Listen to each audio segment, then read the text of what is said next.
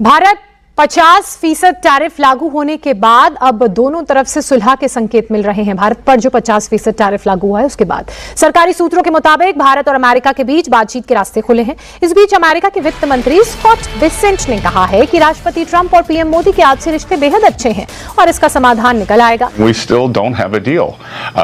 I thought that we would have a deal in May, June. I thought India could be one of the earlier deals, and they've kind of tapped us along in terms of the negotiations. एक बहुत ही अच्छी खबर आ रही है जिसमें लग रहा है कि भारत ने जो अपनी इकोनॉमिक डिप्लोमेसी चालू की है, कहीं ना कहीं अमेरिका उससे डर चुका है। और आज अभी थोड़ी देर पहले एक स्टेटमेंट आया है यूएस के ट्रेजरी सेक्रेटरी का, स्कॉट बेसेंट का। उन्होंने बोला है कि इंडिया और अमेरिका का रिलेशनशिप कॉम्प्लिकेटेड जरूर है, but at the end of the day हम दोनों साथ में आ जाएंगे। तो ये हो सकता है कि इंडिया कोई आउट ऑफ द ब्लू तो नहीं है। इंडियंस ने शुरू में क्या बताया है, उन्होंने कहा यार कि हमें थोड़ा सा अंडरस्टैंड करें, हमें थोड़ा सा अंडरस्टैंड करें। इनको पता है टूटेगा, अभी ट्रंप टूटेगा, अभी कुछ मत बोलो। इनको ऐसा लग रहा है कि हम बर्बाद कर देंगे, ये कर देंगे, लंबी लंबी चौड़ी चौड़ी बातें। रशिया से कोई ज्यादा, कभी सर्गेई लेवरोव ने कुछ बोल दिया जो उनका फॉरेन मिनिस्टर है, कभी कुछ बोल दिया, वो लंबी चौड़ी बातें नहीं करते, वो एक्चुअली ग्राउंड पे कुछ कर रहे हैं। द्वारा अमेरिका इन्हें एक संकेत दे दिए हैं कि भारत के खिलाफ जो उन्होंने टैरिफ लगाए हैं वो शायद उसको रोल बैक कर सकता है। देखिए बहुत सारे जो इंडिकेटर्स आ रहे हैं उसमें इस तरह से समझ में आ रहा है कि ट्रंप बहुत ईगर है कि मोदी जी से बात करने के लिए। भारत का अगर मान लो टैरिफ लगने के कारण जो सामान अमेरिका नहीं जाता है वो चीन चला जाएगा। अमेरिका की पॉपुलेशन से तो कई गुना ज्यादा चीन की है। उसके बाद क्या है, अगर वर्ल्ड -1 जिसकी थ्योरी चल रही है, अगर उसके ऊपर देखा जाए तो ये सामान अफ्रीका बहुत अच्छी तरीके से ऊपर आ रहा है, उनकी परचेजिंग पावर और कैपेसिटी बढ़ रही है। आप वहां भेज सकते हैं, लैटिन अमेरिका भेज सकते हैं।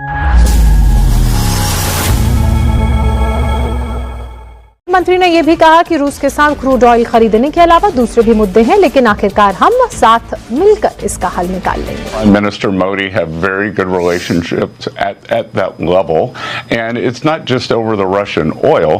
The Indians came in very early after Liberation Day to start negotiating on tariffs. And एक बहुत ही अच्छी खबर आ रही है जिसमें लग रहा है कि भारत ने जो अपनी इकोनॉमिक डिप्लोमेसी चालू की है, कहीं ना कहीं अमेरिका उससे डर चुका है।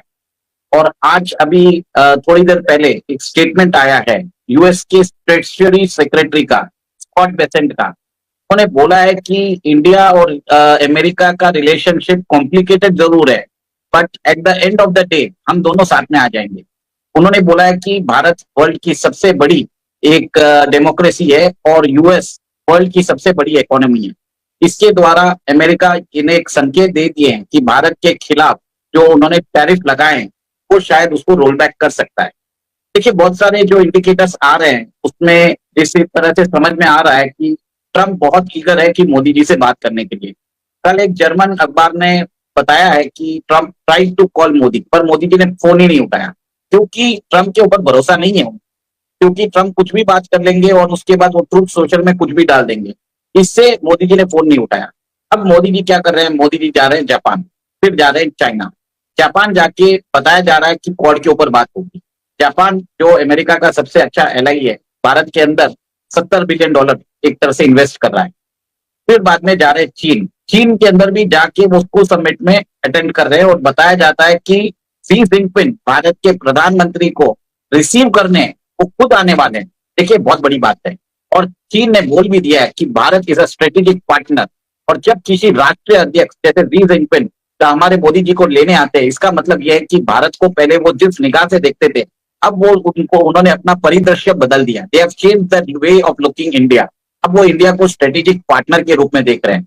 और स्कॉट बेसेंट का जो ये स्टेटमेंट है, इसमें बताया जाता है कि अमेरिकन एडमिनिस्ट्रेशन में कहीं ना कहीं खलबली हो रही है कि उनको भारत के साथ कुछ ना कुछ ट्रेड डील करनी है।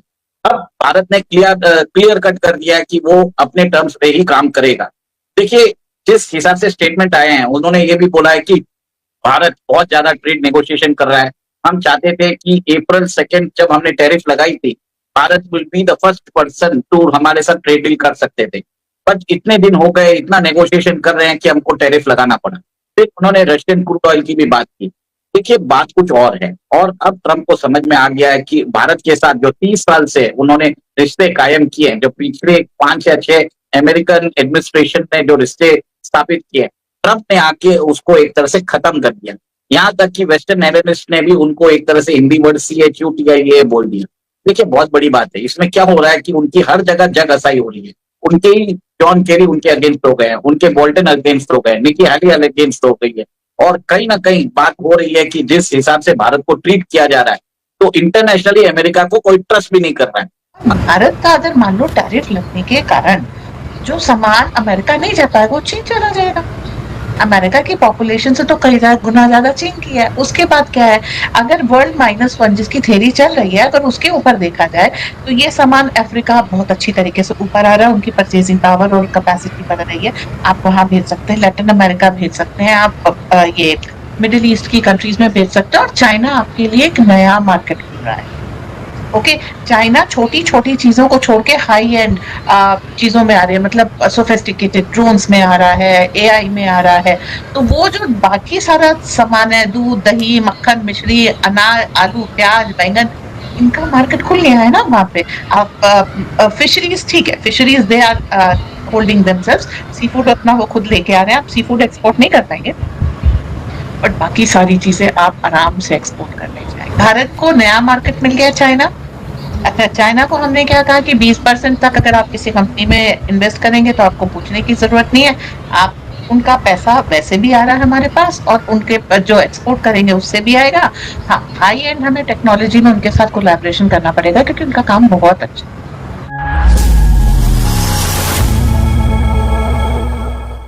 नमस्कार दोस्तों, आपका स्वागत है रिपब्लिक स्पेशल की इस खास रिपोर्ट में, जहां हम बात करेंगे भारत और अमेरिका के रिश्तों में हाल ही में आए नए मोड़ की।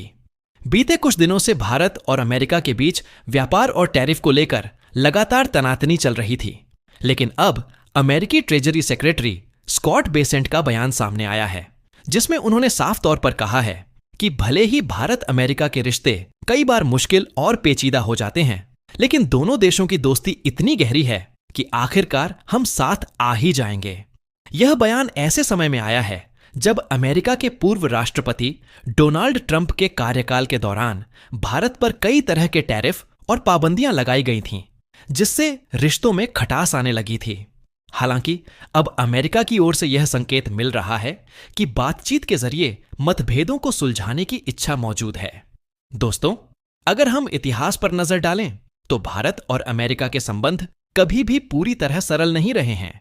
कभी रक्षा सौदों पर मतभेद, तो कभी वाणिज्यिक मुद्दों पर तनाव, लेकिन इसके बावजूद दोनों देशों ने हमेशा रणनीतिक साझेदारी को आगे बढ़ाया है। चाहे 5G टेक्नोलॉजी हो, रक्षा उपकरणों का आदान प्रदान हो, या फिर अंतरिक्ष अनुसंधान का क्षेत्र, हर जगह भारत और अमेरिका एक दूसरे को पूरक बनाते आए हैं। विशेषज्ञों का कहना है कि आज की वैश्विक राजनीति में भारत एक उभरती हुई महाशक्ति है, और अमेरिका इस बात को अच्छी तरह समझता है कि भारत से दूरी बनाना उसके लिए किसी भी सूरत में फायदेमंद नहीं होगा।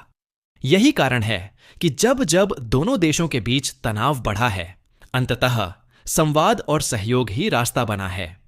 स्कॉट बेसेंट का बयान इसी दिशा की ओर इशारा करता है कि चाहे मतभेद कितने भी बड़े क्यों न हों, भारत और अमेरिका एक दूसरे के बिना आगे नहीं बढ़ सकते। ट्रंप प्रशासन के दौरान जरूर कई बार ऐसा लगा कि अमेरिका भारत पर दबाव डालने की कोशिश कर रहा है, लेकिन हालात ने बार बार यह साबित किया कि भारत अब वह देश नहीं रहा जो दबाव में झुक जाए। आज भारत आत्मनिर्भरता की ओर तेजी से बढ़ रहा है, दुनिया की 5वीं सबसे बड़ी अर्थव्यवस्था है, और रक्षा से लेकर तकनीक तक हर क्षेत्र में अपनी अलग पहचान बना चुका है।